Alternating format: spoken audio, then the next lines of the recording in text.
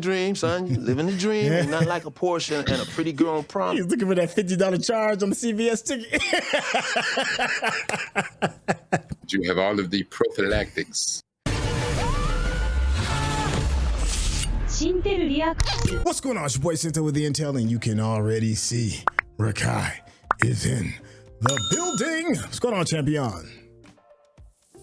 Hello, governor. Hey, that's what I'm talking about. We are finally here. It is bittersweet. We are at the season finale of Forever. But the good thing is that there is a season 2 coming right around the corner, which could probably give us a little bit of context of how this could end. Who knows? I mean, we've had some interesting guesses.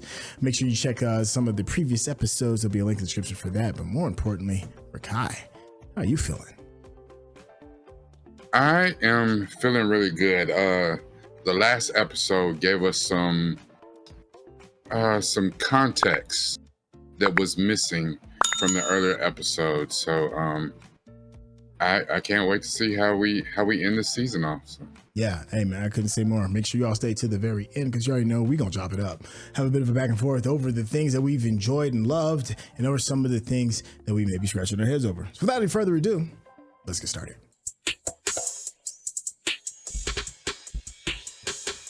What you think? Darius got on his Canadian tuxedo.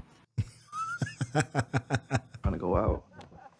You gonna spend all of New Year's Eve just being inside, being in your feelings? Come on, like the night is young. We should be out. So it's about a week. So we went from Christmas to New Year's Eve. Saeed Ali from Delaware. Is that a fake ID? From Delaware. Yeah, he said he's test driving that.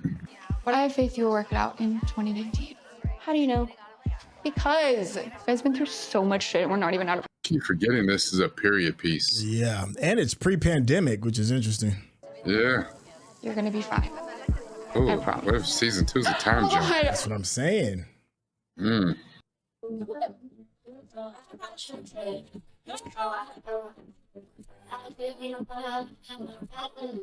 My high school parties didn't look like that. Yeah, but it's a different day this age.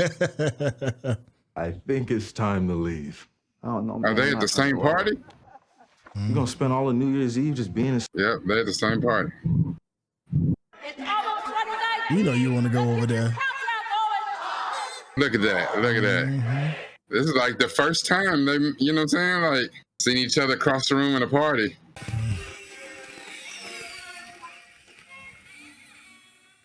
Just seeing her, he lit up. I mean, I had like this mindset shift that I'm not giving up on my dream, and I'm just, deferring it for 4 years while I'm at Northwestern. That's better. Oh, I've also been using your Christmas gift. I love it. I knew you would. What is that? It's a beat machine, I think. Oh, see. Those pocket beat I've never machines. seen that before. Look, And this is from 2018? Do you realize that we've been together for a year? Dang. I don't want to fight anymore. it'll be our New Year's resolution. Sounds like a famous last words. But like tonight? Tonight? Tomorrow? Till the end of time. We the best. Oh, we better really time jump, ain't we? Let the only real one intimidate ya.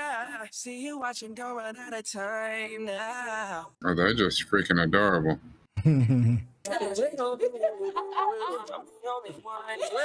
I need my 30 points. The fact that you got domino holders tells me everything I need to know about y'all. Y'all ain't real. You know what? Y'all ain't real. I love Santa Monica Pier. I used to live literally a mile from it. It's like one of those places, no matter how old you get, you still go there and just be a kid. Yeah. Be honest. I don't even need to go on the pier. I can sit on the beach right there and just watch the ocean come in all day long. Yeah, no, but it's not the same. I mean, my Uncle Charlie, he goes on and on about Howard. Is he going to try to make a choice to go to a HBCU? Or he going to realize what she going to be going to. That's what this is. Duh. You better come homecoming weekend. I'm saying, what if I went to Howard with you? Ooh, how you going to feel about that? Yeah, I'm going to be crowding her space. Look at her face. I can call my Uncle Charlie. I'm sure he would help get me in, you know? I mean, tell Northwestern I don't want to go and apply for Howard maybe next year. Look, she ain't feeling that. That's her space. I mean, at least we wouldn't be It's not 4 about her years space. apart. Like, he picked up on it. Yeah. Just think about what her daddy said, where he made her his distraction. I think that's the last song. Keisha, come on. Oh, okay, I'm coming. But you know, she might have felt Howard is for her and her experience to go out and do your own thing. You know, you bring it But that's the home with thing you about there. you open people up to certain experiences. Like, you know, it's just like my son wants to go anywhere where he gets a 4-year scholarship to play football. And I want that for him too, because I want somebody else to pay for it. But I guarantee you, if this year at school he got left, if he goes to a homecoming at a HBCU, he gonna change his damn mind. He's like, oh, hell no, I need to be here. Yeah. There is a difference. That has that effect. I'm trying to tell you, back in the day, I went to Freaknik, and I was like, why am I wasting my time at U of L? The hell? Oh yeah, this ain't gonna go well. She is not feeling him coming there. Hell of a time for an awkward conversation. You just supposed to be getting straight to some slide in, but nope. Violated. But I really do think she said, you know, that, remember, he's not giving up on his dream. He's deferring it for 4 years. Like, Look, you don't have to worry about it. You don't want me there, I'm not going. I didn't say that. Okay, but you don't have to. your body language says it all. Do you want anything from here? Well, okay, thanks. Because when you feel like that, it's hard to let go of that. But like everything feels perfect now, and I'm gonna separate for 4 years and just hope that this shit comes back together. That I just got used to this one version. And where me and you go to different schools all the time. And then in between, we get our own experience. Do your own thing. I don't know, I got excited about that future. Figuring out who she is. I'm not going. It was a stupid idea. This is hard. I'll see what she's up to. Prom night. Ugh. Okay, they're on their way. I ain't mad at Keisha. Shoot. I'm like, nah, I want to go to Howard. You do you. Because I'm going to go have a ball at Howard and find myself. Yes. And that is, yeah. Yeah, but that's the thing. That's still what he's striving for. He just don't know how to do it in a safe way where it doesn't include her. And it's unfortunate. I saw a charge for the Santa Monica Hotel. I was also looking for a CVS charge, sir. Dream, son. You living the dream. Ain't nothing like a Porsche and a pretty girl on prom. He's looking for that $50 charge on the CVS ticket. You have all of the prophylactics. So get up. We gotta get out of here. Come on. Where's the keys? I see him. Get up. I'm serious. Get up right now, man. See, he got to get the car back. He rented a Porsche for him for prom. Oh. Don't try to make me laugh no more. We saw this same tunnel in Blade Runner. Now it's all graffitied up. That's hilarious. For real? It's the same tunnel? It's the same tunnel. Don't try to pull me back anymore. Great dolly shot, by the way. Hey, Siri, call Keisha. It is. Clark. It's a great drone shot. Yeah, we're cool. Nah. I love you. She ready to explore the next thing, man. And not as a diss to him, just as a growth thing.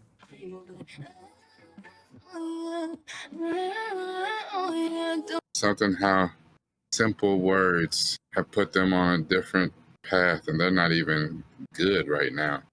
I'm sitting at home just thinking about me in DC, and can we just meet up after you're done? I'll be around. I love you. Yeah, but that's all right.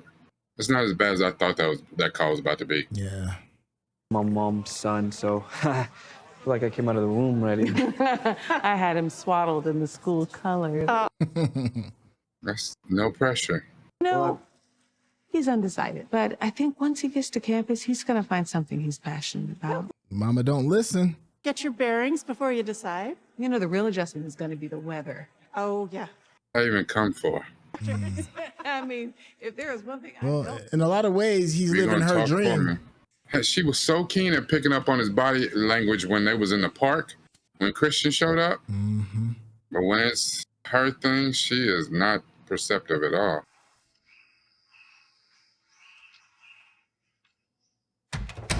I love Hollywood sets where they have a budget and they wardrobes be put together real nice. Can you believe it? Yeah, the Jordan game all season been love. But I can't go to another PWI my mother picked for me. I think what you're trying to say is that you're just tired of being in the same loop. No, but... You know, outside of you. I wanted to talk.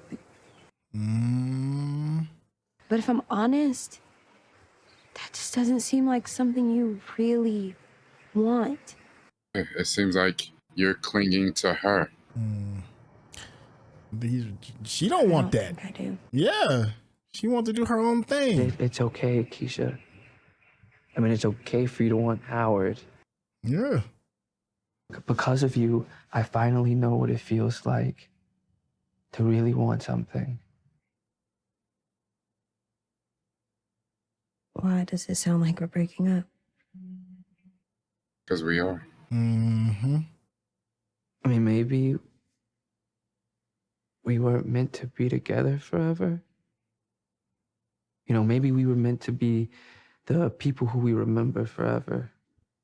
Because if we don't, I will continue to keep making you my whole world. Wow. It's so that we can level up.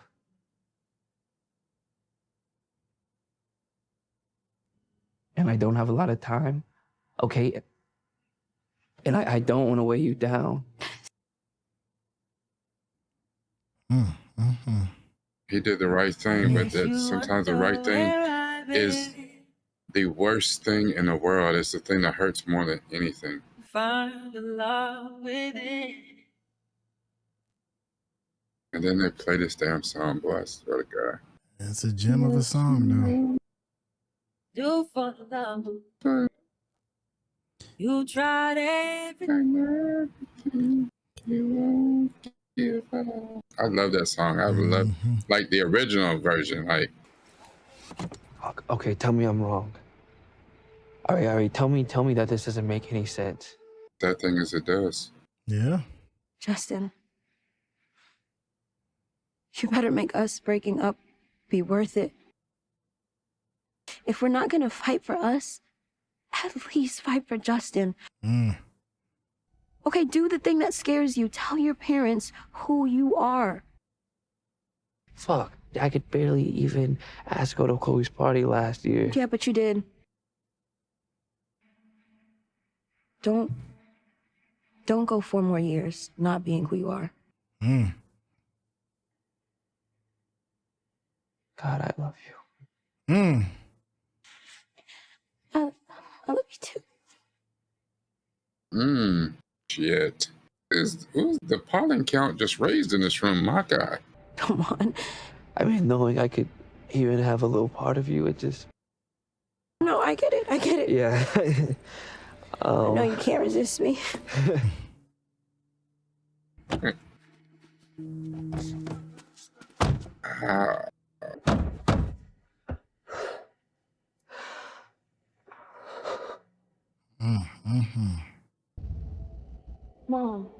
Mom, I know, baby. I know it hurts. Sweetie, hey. Hey, you listening? And I know it hurts right now. But if you think that Justin is the best you will ever have, I promise. Anything God takes away from you, he always replaces for better. Okay? Where my damn replacement thing? Shit. Storm don't last forever. That part. Storm don't last forever.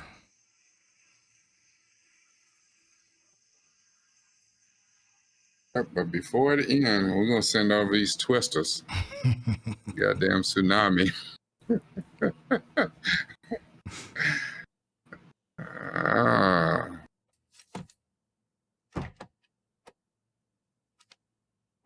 I feel it. You ain't gonna fight for us, fight for Justin. Shit. Yeah.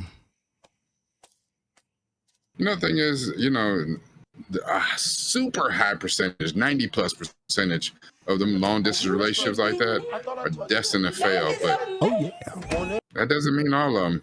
Yeah. Doesn't mean all of them. Yes, baby. I know. You're having a good breakfast. He's like, yep. Let me throw this death note notebook on the table. Jaden. 5 maybe, because Vegas is calling too. Wow. Congrats, Dad. Thank you. Wow. I actually have something I want to talk to you guys about. Should I leave? Read the room, little guy. You in trouble? Did you guys pay for the tuition yet? Uh-oh. Oh, boy. Ooh. Jaden, this the one time. It's okay for you to go eat in your room, okay? Okay. Yeah. Ooh, wee. Look, I don't want to go to Northwestern. Okay, but I will. I mean, I'll do it. But I just want you to know that when I go, it'll be for you guys, okay? All I want to do is make you guys proud, but I don't want to go to Northwestern. Okay, well, if it's not Northwestern, what's your plan? Okay. I want to make music. They have that at Northwestern. I don't want you to think I don't appreciate all that you've done for me, okay? Because I do, but I don't think you understand how fucking hard it was for me to go to those schools. Watch your mouth. I think I'm built for something else. Right. I mean, other than Keisha, music is the happiest I've ever been. I feel that. Okay, because, I mean, that's who I am. So, I'm sorry if it's too late, but I hope I don't lose your love and your respect. you could never lose our love. I ain't saying nothing.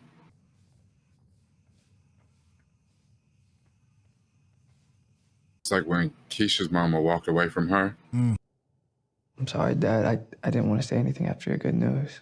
That's life, son. Let's just speak on it. That is life.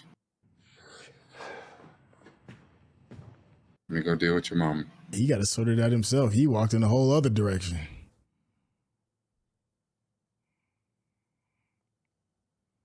Hey, he said his truth, though. Take a whole year off. To Clark?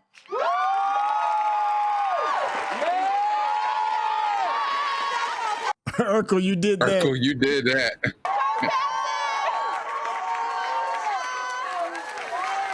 Look how much more accepted she is, how much she didn't came out of her. We love you! Out of her shell. Wow. We are really here. Hey, she valedictorian too? Yeah. You know, I came here to be the fastest runner. Valedictorian. Well, Like that. That was that girl that was hating on her. Oh, so she's salutatorian then. Salutatorian. salutatorian still gets to give a speech, so. Mm-hmm. Back then, I wasn't really looking to invest in anyone or anything before I got to college. That feels undeserving. Proud of you, boy. Proud of you. She is worthy of it. And guess what? He's upset because she's not there. The people who pushed us to be better allowed us to be courageous. I couldn't read it. Somebody's at something. What you doing, maybe? But it's from Rodney. Honesty. It was from Rodney, the dude that asked for his Forgiven beats. us for any missteps. I think it's probably a rapper, somebody. This achievement today and all the ones to follow are made possible by people who love us. So, congratulations, class of 2019, and thank you. Not bad. I think he just got a major rap or something to put some of his beats on.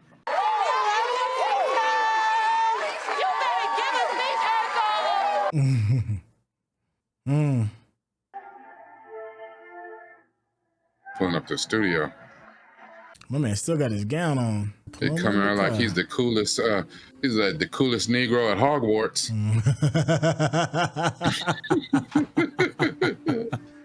Ravenclaw fools. Yeah, that's right. You gotta walk by the cousin spot.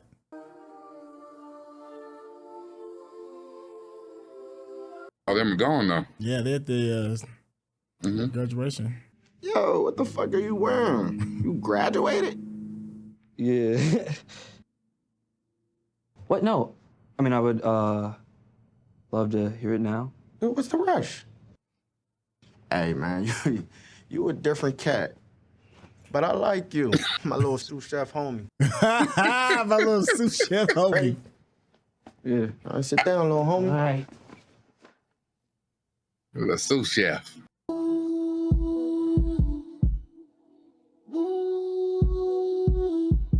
Says chair. Hey, what's up, Justin? So it's July, right? Hey, I'll catch up with you. Okay? Yeah, good. Take your maybe time. even August. Yeah, May. Yeah, June, July. Yeah. How are you? I'm good. I'm good. You look good. So do you. Oh, summer she was going on vacation, right? Yeah. Yeah, next week. She still got the necklace on. Mm-hmm. Because of Howard next week. Say it's more like unpaid labor. So it's just doing it to hang out. You told them? I did. You told them and you survived. I did. Yes. I'm actually working at CVS. Your mama kick you out? What? Engineering course that'll get me certified in a year. CVS, I'm just using it to pay for it myself. Okay. Technically, I'm taking a gap year, so I have about a year to get my shit together. Or I may be actually going to Northwestern. Yeah, or my mom may kill me, whichever one comes first. You did it. I'm proud of you, Justin. Like, for real. Shit, I gotta go. It's riding. Yeah, right. Hey, but good luck at Howard. Thanks. Good luck with everything. Well, he came out with the garbage bag and a torn up jacket. My man looked 2 steps from homeless. He got a Balenciaga shirt on though. I mean, I just want to probably say goodbye to you before you leave. Cut the collar off the jean jacket.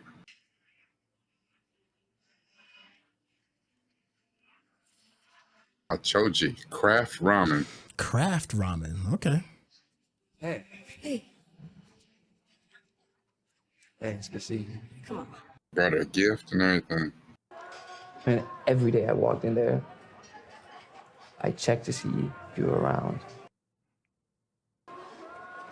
Oh, I got you a belated graduation gift. He looked like he got a little more confidence in him. Something big, but you should open it. It does. Well, that's what happens when you start walking your own path. Oh my gosh, the Huff bag. You kept it? Yeah, it's yours. The bag from their first date. We should talk about Keisha. I mean, if it weren't for you. I couldn't have done any of this. Yeah, well, I got in a lot of trouble, but my mom made me do my homework on her old computer. That's where he found his old beats. Yeah. What? Yeah. Congratulations. Oh, thank you. Thanks. You are officially a professional artist now. Do you realize that this is how our first date should have been? Yeah. I finally completed the side quest just a year and a half late. Whoa. Side quest. That's right. That's what I missed. It's all right. We were.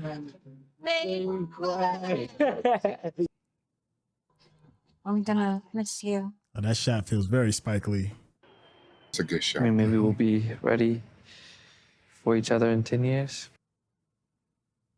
I mean, after you break up with whatever guy you meet in Howard. Shut up.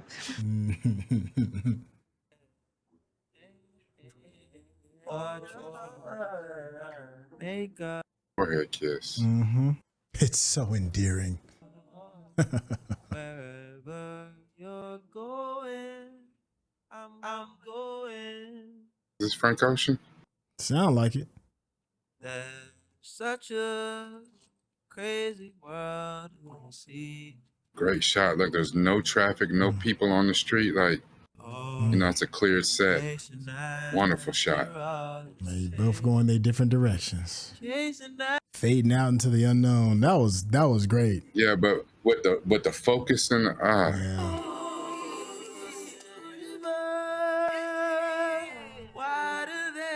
If you're watching this on YouTube, you're going to see a cut down version of our reaction because we're only allowed to show you a limited amount of picture-in-picture. But if you want to watch the whole thing with us uncut, uninterrupted, head over to our Patreon page at patreon.com/Centel. Become a member of this channel.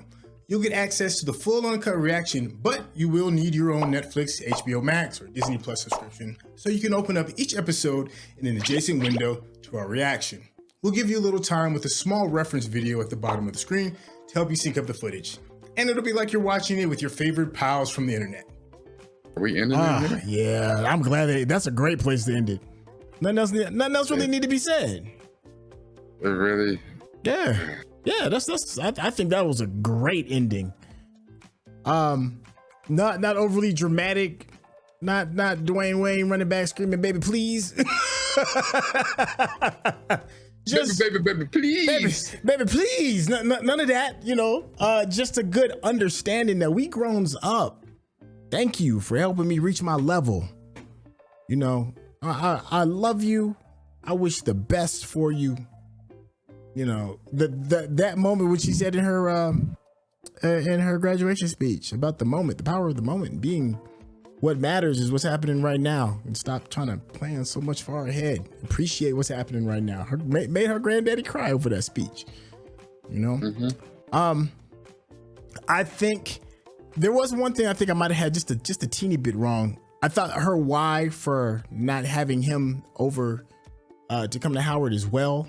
I thought in my head I was like, it's probably stemming more from I do want to kind of do my own thing on my own terms so I can grow and be the person I'm supposed to be. And I can't really necessarily do that if you're still clinging on to me. And I do think that does hold true. But I also think that she was in a way trying to help protect him so that he didn't keep using her as like a crutch, and was able to force him to have to decide of who it is that you want to be. Don't do this thing because I'm doing it. She loved him enough to force him to make a decision on the path that he was going to take with his life. And if she would have been like, yeah, you can come to Howard with me too as well, that wouldn't have happened. He wouldn't have become the man that he is turning into now. You could feel just off of his swagger when he was walking in, he felt a whole lot more confident. I mean, that's a testament to Michael Cooper Jr. who's playing Justin Edwards. He was able to handle that transition really, really well. I don't know if we've talked enough about Michael Cooper Jr. in this week and how good of a job he's done with this character, because he could have easily have made a caricature of his situation. He could have been easily, laughed at, been called a simp, soft, this, that, and the third.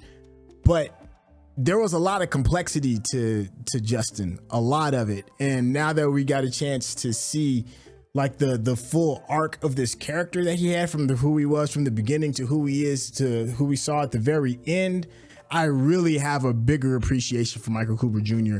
as an actor. A lot of times, some of it was a little bit downplayed to some of the larger things that were happening in this world. What's her name? Who's playing? Lovie Simone, who's playing Keisha Clark. It's phenomenal. She's her star just shines bright through the whole thing from an acting standpoint. Her mama did some outshining. Dawn did some outshining. We've gone on and on about Wood Harris and his character, but Michael Cooper Jr. did such a good job of being relevant, being still like the backbone to this story in a lot of ways, but not having to like jump out and be like, hey, look at me with it. It was really cool. I just really, really appreciate the work that he gave. And I know we just never really talked about him a lot during this entire season. And it wasn't until the way they stuck that landing and the way that you could see that growth of him, leaving from being having boyish type tendencies to becoming more of a man. I thought that was well done. I got so much more to say, but I'm gonna get off my soapbox for now. Raquel, how are you feeling about this episode or even the series as a whole? It's one of those things that now that it's over with, I'm kind of sad to see it go, but it went the way that it was supposed to. And it went at the proper time. Like, you're right. They could have gave us more in the ending. I'm glad they didn't. It ended perfectly.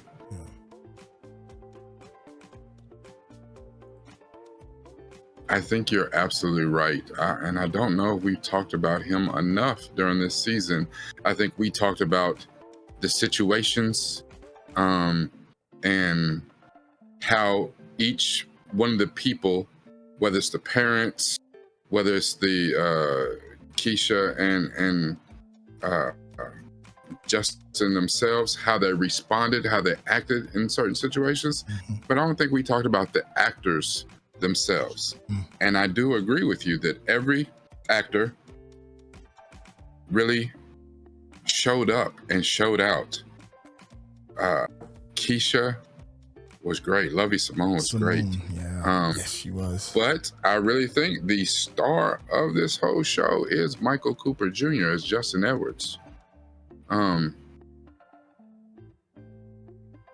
He had a very nuanced approach to playing Justin, and it's very easy to play when you're playing somebody who is on the spectrum or somebody who has a learning, I don't even want to say deficiency. He learned different.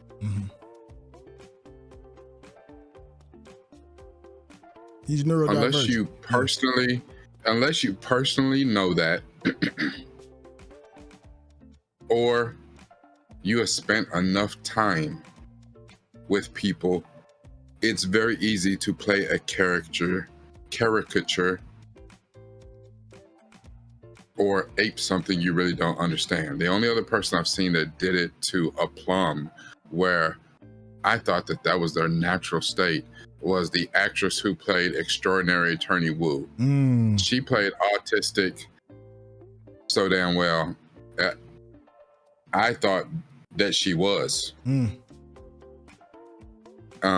know, and I was like, I don't know what kind of method studying you did, ma'am, but you did that. I love the way that Michael Cooper Jr. played Justin, but I think really my biggest question is the way that Keisha kind of curved him to the left, and about, you know, what you were just saying about how she was looking out for him, which she had been doing all along. But fortuitous as it may have been, would she have had that same conversation? Would she have felt that way if she didn't have that conversation with her dad about him clinging to her and making her his distraction? That's a good question.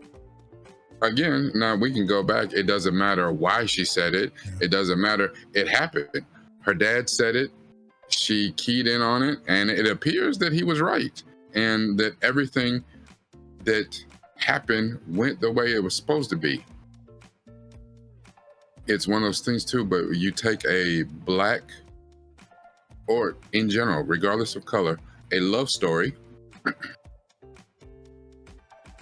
and the two people in the end don't end up together. That is some different shit. And, you know, he didn't do anything stereotypical. And I think probably the only thing that I hate about this show, and it's minor, is that he chose to forego college to make fucking beats. Because I just think that is a stereotype, that is a trope in the Black community. You know, his mother's a life organizer, his father's a chef with 5 restaurants about to be open, like they're doing well. she is a, track star, which a little bit less common in the black neighborhood, but still at the end of the day, he played basketball. He gave up basketball to make beats. We do more than that. I promise you, Hollywood. And maybe that is a way to say, you know what? We are not monolith, cool, but to reach the widest audience, we're trying to tell a story to pull everyone in. We couldn't have him out here playing pickleball, or doing some other shit that people like, Dad, it's pickleball. It's always been pickleball. Yeah. My bad. Yeah, you want me to quit the pickleball team? Damn it. You can't stop me from becoming a professional chess player. Like, what? So I get it. We use basketball and track and, being a producer, being a music producer. Yeah. Of all the things they could have done, I just don't like those. Those are very stereotypical tropes in the black community. I don't like that. Didn't take away from the story. That's more a personal, that's more a me thing. I loved how they did it, and they didn't make his life revolve around basketball, that he was able to walk away from that, but then he walked right back into our other stereotype of being an entertainer. I don't want to be LeBron because I want to be DJ Mustard. Okay, shit. Well, how did you feel about them writing in the fact that it's a stopgap year? That even if he doesn't find his feet doing this, then he is going back to school. Does that soften that blow a little bit? No. Okay. No, for me it doesn't until season 2, and he actually goes to school. And I only say that because at the end of this, when he sat his parents down, that was the right thing to do. I have to live my life. I know y'all upset. And, I don't like that Dawn didn't get a chance to redeem herself. Because the last time we saw her on frame, she walked off like... She was in disappointment. Yeah. Yeah. And I don't like that. I would have loved for her to have sat down with Justin the next day and for them to have a real conversation. You know what I'm saying? Or at some point where, because the same way it was easy for us to see when Keisha's mom got mad at her and be like, I ain't got time for this shit. I got to go to work, or whatever. Yeah. That hurt everybody. Everybody was watching. I was like, oh, this girl is pouring her heart out to you. She's trying to come to you. And now you see why she didn't come to you. The fact that she came back the next day and yes, they had to talk. And then she came back to her again. Yeah, Justin's mama put me on to a therapist. This therapist said this. And oh, okay, look at you, mama. Look, they had their whole relationship completely changed at that point. We didn't get that for Dawn. And maybe that's a season 2 thing, but we didn't get that for Dawn. Your baby let you down on your dream for him. Yeah. Not his dream for him. And it's unfortunate because here's the thing. Here's the hardest thing as a parent. To let your kids live their lives. Yeah. Because a lot of times they're wrong as shit because they don't know shit. They're wrong as hell. Because they think it's just going to be, butterflies and rainbows and shit just going to come out of the sky. And because I said with my mouth, I want to do this. The game is sold, not told. Where is the work that you've been putting in? Right. It's different when I can see the work. She could see, she let him continue to play basketball because she could see when he checked himself in that damn game and he showed up and showed out. Yeah. Okay. I see you. Yeah. All right. I'm willing to bend.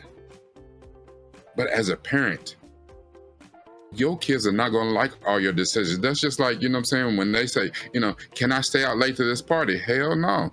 Where them people's parents at? Ain't nobody at that house. Like, no, anything can happen. You be your ass in this house.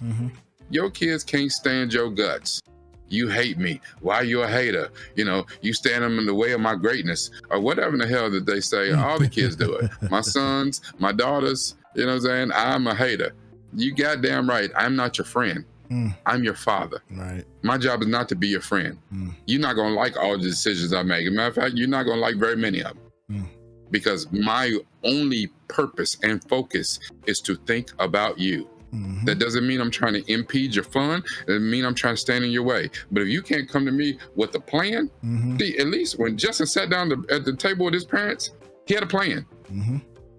And his parents will follow through. That's the one thing I can say about them. He said, I want to do a stopgap year. I just want to, you know what I'm saying, take a year to do this. And then, you know, I'm going to do more here to have a stronger resume to go. I'm going to go to college, but I want to apply for these music schools, maybe NYU, maybe Berkeley. But this is the path that I want to take. That I can fool with. Come to me with a plan. Come to me with some stats, some statistics, some charts, some graphs. Don't just tell me, I woke up this morning, I decided I was going to be Dr. Dre. Boy, if you don't get your monkey ass back at what? They trying to hear that shit. Like, no. You know, my son has a dream right now of going to play football. But now he's going to all these camps and he's doing all these things that, you know, life got in the way of him doing before.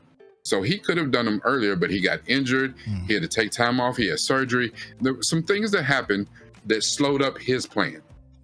I don't fully know what his plan was.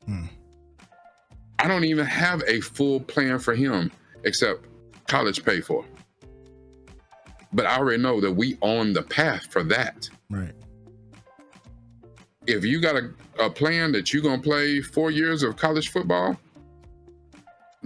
show me. Don't tell me a goddamn thing. Show me. I have to see your commitment. I can get behind that, but I can't get behind some shit you tell me. The game is sold, not told. I'll say this. I do feel some kind of way regarding the trope, right? I'm gonna go make beats. I'm gonna go be an entertainer. I'm gonna go hoop. The thing that you typically see in a lot of shows and movies that deal with black folk. And there is something a little dangerous about not going with the family plan when everything has been laid out in front of you. You know, like Justin comes from an affluent family who, I mean, even Keisha said, she was like, yo, your family got everything for you set up for you to be able to take these chances and these risks, right? Not everybody is afforded that type of cushion, that kind of safety net in order to make those chances and stuff. And coming from somebody that did run off to Hollywood, I literally did that after I went to school, you know, but there's some people who may be sacrificing a more stable life for a dream. God, I'm not trying to boo-boo on anybody's dreams, but if your mama got you into Northwestern, which is a very good school, regardless of it not being an HBCU, of course I'm gonna be biased towards HBCU, but Northwestern is a very good school. Have you talking to the dean? It's set up. You good to go. You just got to show up for the most part. Go to your class, get your piece of paper. You've got a great safety net to fall back on, and to be like, nah, I'm gonna go make beats. That can kind of rub me the wrong way, and I don't think Don is wrong at all. I can understand that disappointment because you are literally paving the street of gold for somebody, and they're like, nah, that's not the path I want to do. I want to do my own thing. And that does through the path in the woods. Right. Like, what the hell? Right. And I feel that to glorify that as like, nah, don't do something that can increase your likelihood of finding success and stability. To go chase a beat or a ball or whatever the thing is, that we are trading in a little bit of dangerous territory. Don't get me wrong, you should always achieve and go for your dreams, but he literally had a path of gold laid out for them. And he lived in a family that can afford that. Many people don't have that opportunity. And I would hate for that messaging to be like, if you're not in a position where you got that kind of safety net, where you can be like, I didn't make beats for a year, I can just fall back and live at mom and them place. if you don't live in that kind of situation and you have that golden path laid out for you, you should take the golden path laid out for you. It's only a 4-year sacrifice, and you can go back and do and live the dream or whatever it is that you want to do or whatever it is. That's the thing where it can get a little wishy-washy for me with that. It's not enough for me. It's not enough to undermine the show for me though, because I think this is a very, very good show. To me, it's just a small gripe. I just don't want that messaging to be the thing. You know, it's like, I'm gonna be a podcaster and you got a full ride. It's like you got a full ride someplace. You can be a podcaster. Take your damn computer with you, fool. Yeah, that's what I'm saying. I'm like, you can make beats podcast at school, from your dorm. Justin. I'm like, Justin, you can make beats at school. You know, we have technology where you can still keep up with your homeboy and swap beats and listen. Like, so that's the thing. So that part is a small disconnect, but that is a very small gripe. I'm probably gonna get chewed up in the comments for saying that about the courage of chasing your dreams. And I get that, but yo, that's he literally was Willy Wonka in that bad boy. He had the golden ticket. He was like, nah. I know it's a stopgap year. It's a stopgap year, but not everybody has a stopgap year. Go ahead. You and I just said the exact same thing, right? Yeah. And I swear, I said it first, and I felt it, and then you said it. You like, yeah, I feel that too. And I swear, when you said it, it made me feel different about it. I don't know why. I was like, no, I like it. Like when you, I was like, oh, listen. Hear me. All right. Here's what I'm saying. Okay, all right. Here's what I'm saying. When I said it, I said it with conviction. I meant it. I felt that. When you said it, I heard my father say it. You understand what I'm saying? Like I was like, oh, is that what it sounds like? You know, like when Justin was having that talk with Dawn, and she's like, well, maybe you need to stop playing ball. And all he heard was, oh, you don't believe in me? You think I'm trash at ball? Like, wait, I didn't say that shit. He heard something different. Right. And I swear, when you just now said the exact same thing I just said, it sounded different. It did. It came off different. And even though I still agree with you, I don't know. I heard it sounded different. And I understand about the whole chasing your dream thing, and I'm glad that they show that. Like I said, when they broke up, and you know, even like when he took her back in the car, that is the most mature conversation. This ain't real teenagers, because adults wrote that shit. Ain't no way in hell 2 17-year-old teenagers had that conversation. I don't give a shit. Where the hell? Y'all are children of therapists if y'all had that damn conversation. Ain't no way in hell. Ain't no way to have that much self-awareness. And ain't no way. One of them, yeah, maybe. Both of them? No. Thank you for giving it to us, Netflix. Thank you, Mara, Brock, Akil, everybody involved with Forever. Thank you. I love seeing it. That shit ain't real, but I loved it. I loved it. Shit, Michael Cooper played that so damn well. Listen, my eyes almost start sweating. I was like, oh, that boy's hurting. Oh shit, is it? Who's cutting onions in this bitch? Oh my god. Oh man, yo, that's funny, man. You gave me a wake up call. You like, yo, you sound like my daddy. I'm like, damn, I do sound like a dad. Well, damn it, I am a dad. No, it did. It sounded different, and you know what? And the thing is, like I said, I just said it, and I feel it. Here's the thing too. I think it's one of those things too. Is like, unless you know, you don't know. Him giving up the golden ticket. He had the road paved out for him to go to Northwestern. Yep. However, in our community, I know, but it didn't hit like saying, boy, you had the whole thing laid out for you. You had a golden ticket. You had the road paid for you to go to Harvard. We know that school. Yeah. We know what that means. Yeah. You understand what I'm saying? Yeah. It's just like anybody who knows HBCUs, if you say, oh, your whole tuition, everything is paid for. You got the road to go to Morehouse or to Spelman. Yeah. Those, if you know, you know. You know what I'm saying? Yeah. And I just think like when you start mentioning Ivy League schools, you know what I'm saying? And Northwestern not an Ivy League school, but you're talking about elite, like one of the best schools in the country. Yeah.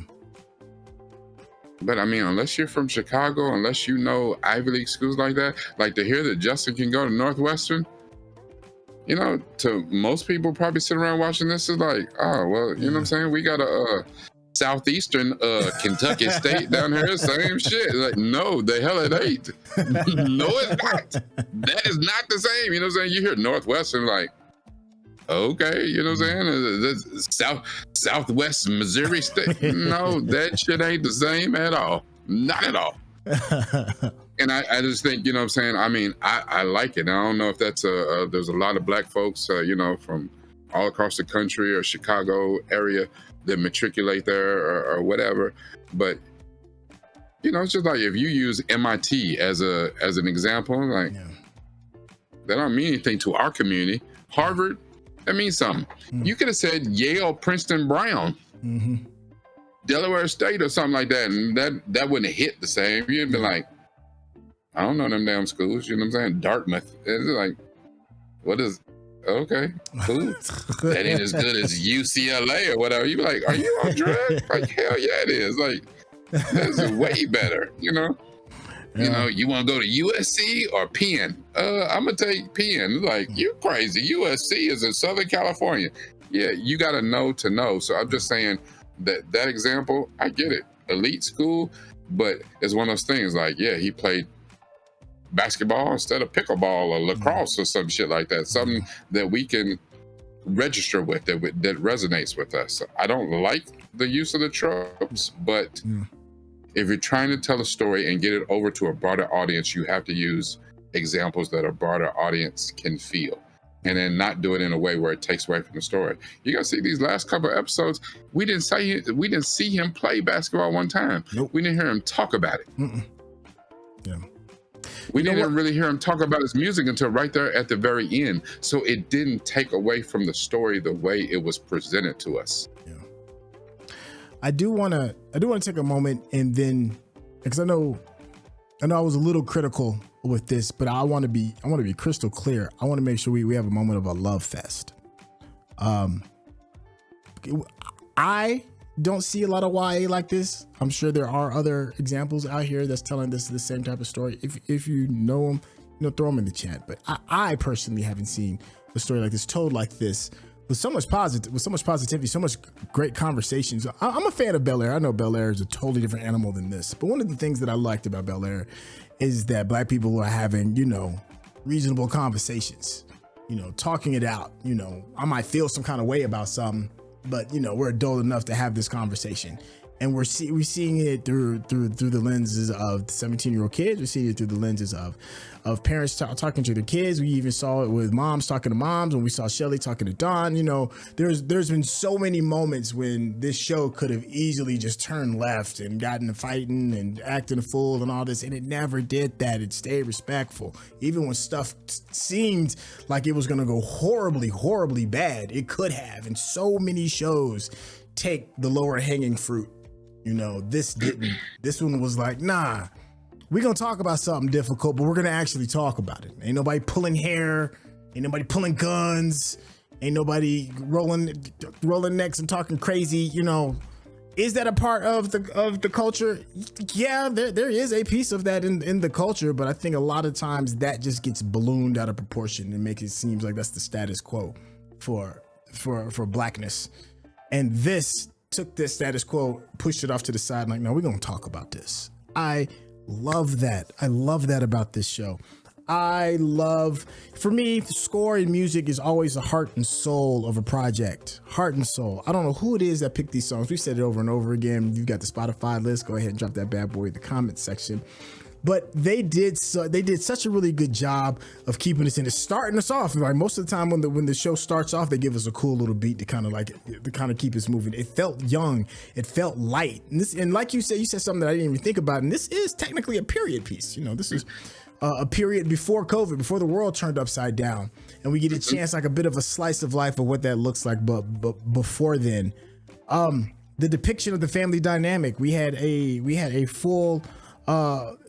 At home, mom and dad, brother and sister living it up, you know, deluxe apartment in the sky, living in the hills, you know, and then, you know, we had good times. Of course, I'm being overly dramatic with what I'm saying, but you get the gist of what I'm saying. Thank you. Beautiful black faces, well lit. Oh my gosh, the lighting. I don't know, for those that aren't used to seeing black shows, somebody like me, a brother that's a little bit more on the chocolatey side, that light don't always seem to want to work in our favor, but in this, it was spectacular. Well lit, with intention, lighting with intention. Here's the thing though. This was extremely well lit. And the thing is, when you have a cast full of melanated faces, yeah, you don't have to overlight us so that the light hits the Caucasian people well. Yeah. The way that they played the light in all these different spaces, it was perfect. It was like, you know what I'm saying? And both of our people, Justin and Keisha, thank God that they showed. I mean, I know I'm a high yellow brother myself. I understand. You know, I get it. And that ain't my fault. I ain't do that. I am who I am.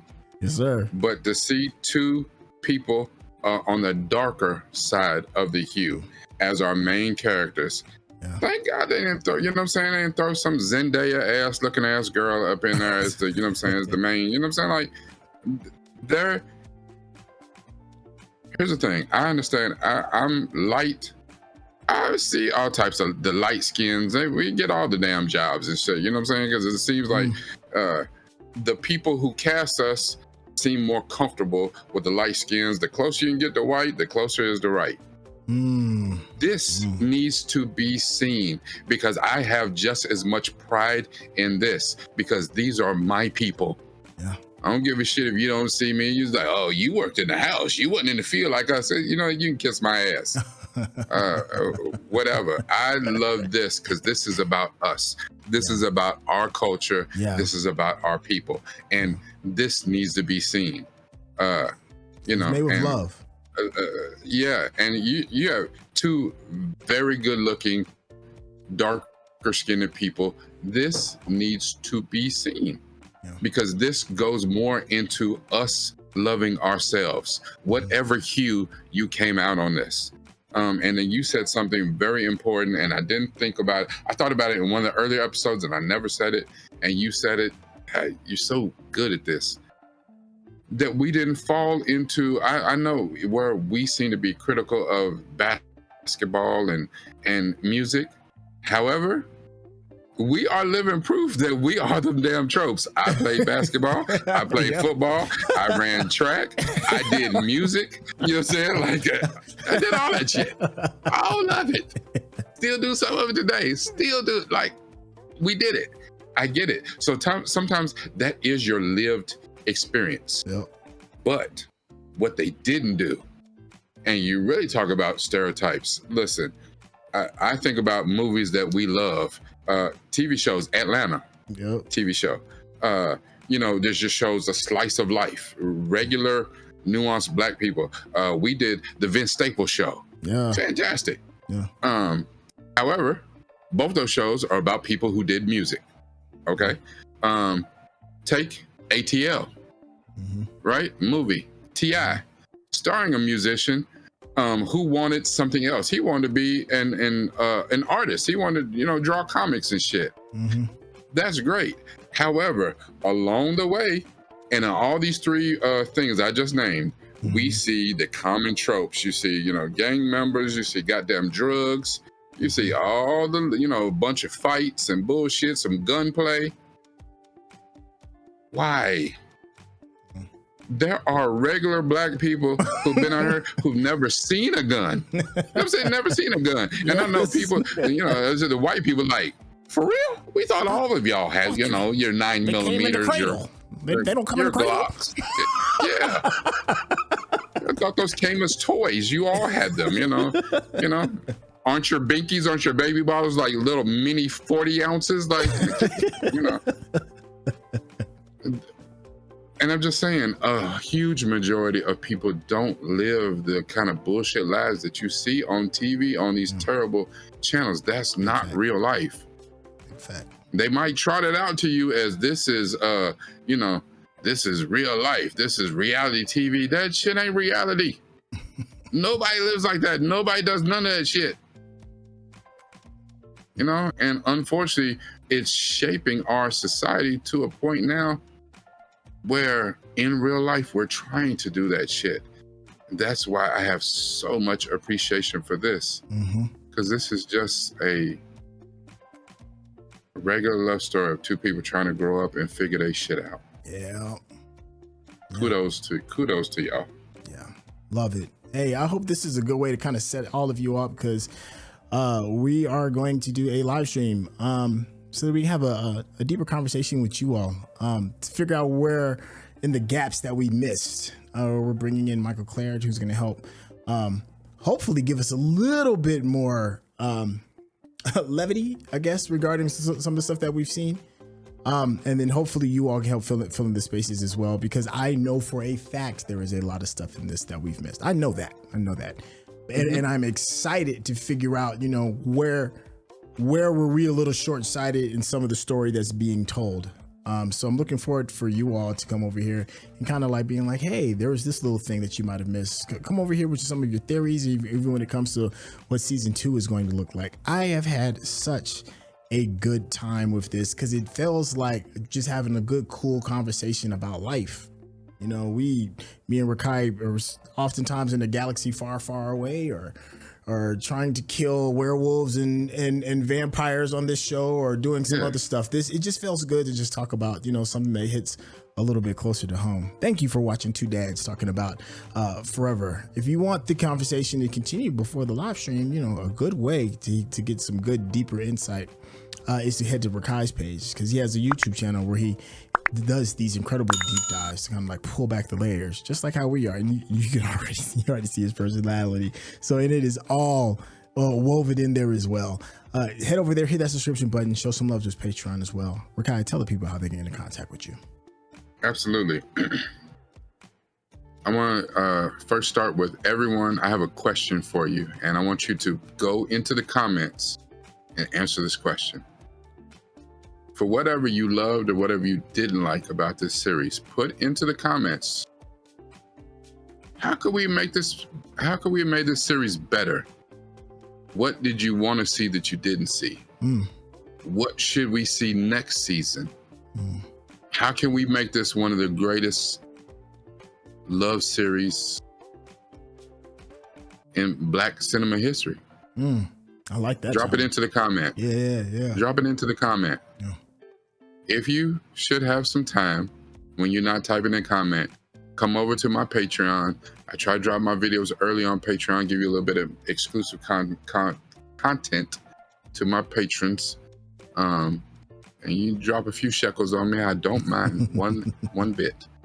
But if not, you can come by my youtube.com. They both end the same way, /Newt from the Ville, NUPEFRON OM. I can't even spell. I've been talking so long. I was gonna let you run with it though, man. It's like, that's all right. Players mess up. He's dyslexic. This is a neurodivergent show. We all special in our own way. Jesus loves me though.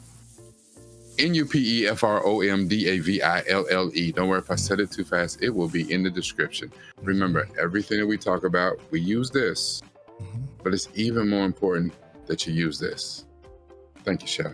Hey, thank you, Chef. And thank you so much for hanging out with us. And we look forward to seeing you on the live stream. All right, y'all. Take it easy.